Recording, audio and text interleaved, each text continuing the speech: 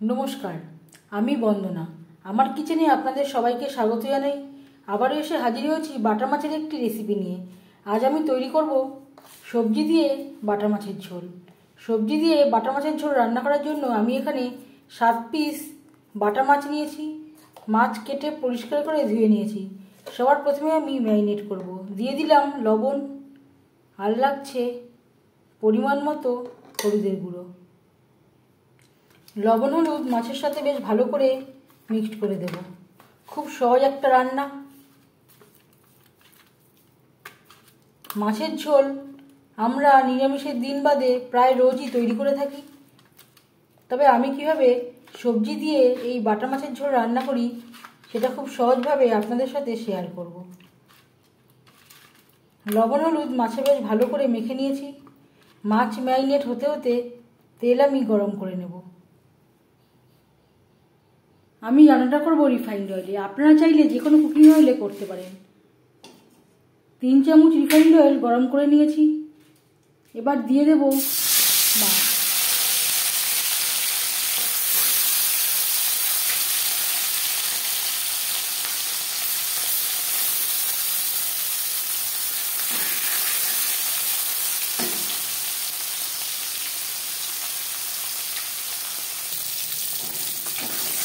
माछ একটা সাইড ভাজা হয়ে গেলে অপর সাইডটা উল্টে দেব।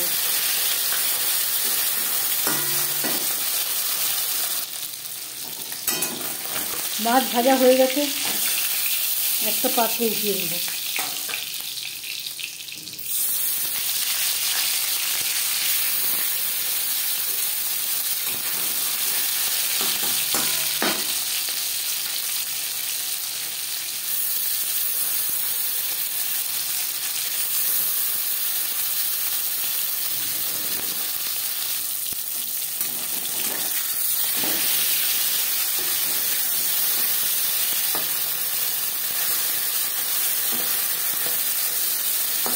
পরের মাছ একইভাবে ভেজে নেব। মাছ ভেজে নেওয়া কড়াইতে আবারও তেল দিয়েছি। ফোড়নে দিয়ে দেব গোটা জিরে। আর নিয়েছি 4টে কাঁচকলা। কাঁচকলা খোসা ছাড়িয়ে টুকরো করে কেটে নিয়েছি। পরিষ্কার করে ধুয়ে নেওয়ার পর লবণ হলুদ মাখিয়ে রেখেছি। 10-15 সেকেন্ড জিরে ভেজে নেওয়ার পর দিয়ে দেব কাঁচকলা। আমি আর আলু ব্যবহার করলাম না, আপনারা চাইলে আলু ব্যবহার করতে পারেন।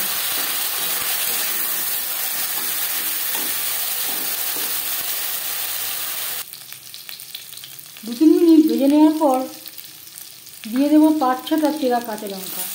এই রান্নাতে আমি রসুন, পেঁয়াজ ও আদা ব্যবহার করছি না।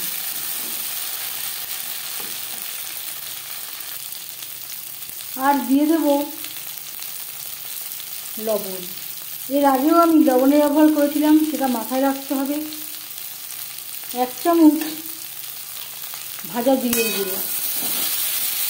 যদি আপনাদের কাছে ভাজা জিরের গুঁড়ো না থাকে, এর পরিবর্তে বাজার থেকে কেনা জিরের গুঁড়ো বা জিরে বাটাও ব্যবহার করতে পারেন। এখানে রয়েছে জিরে, গোলমরিচ, তেজপাতা, যেটা আমি শুকনো খোলায় ভেজে গুঁড়ো করে রেখেছিলাম। এইভাবে জিরের গুঁড়ো তৈরি করলে জিরের গুঁড়োর স্মেলটা খুবই ভালো হয়। মশলা কষাবার সুবিধার জন্য দিয়ে দেবো সামান্য পরিমাণে জল।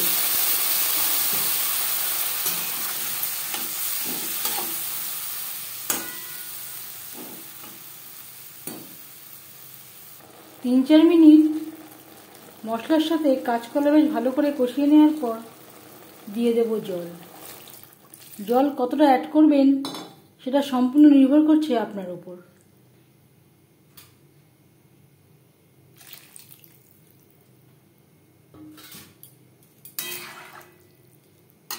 আমি একটু পাতলা ঝোল করব। আমি এখানে কাঁচকলা দিয়ে এই রেসিপিটি তৈরি করছি। আপনারা আপনাদের ইচ্ছে অনুযায়ী অন্য যে কোনো সবজি দিয়ে ট্রাই করতে পারেন। কাঁচকলা সেদ্ধ হওয়া পর্যন্ত অপেক্ষা করব। আমি আর হলুদ ব্যবহার করলাম না। কাঁচকলা ম্যারিনেট করার সময় যেই পরিমাণে আমি হলুদের ব্যবহার করেছি তাতেই হয়ে যাবে। গ্রেভির সাথে কাঁচকলা বেশ ভালো করে সুসিদ্ধ হয়ে গেছে। এবার দিয়ে দেবো ভেজে রাখা মাছ।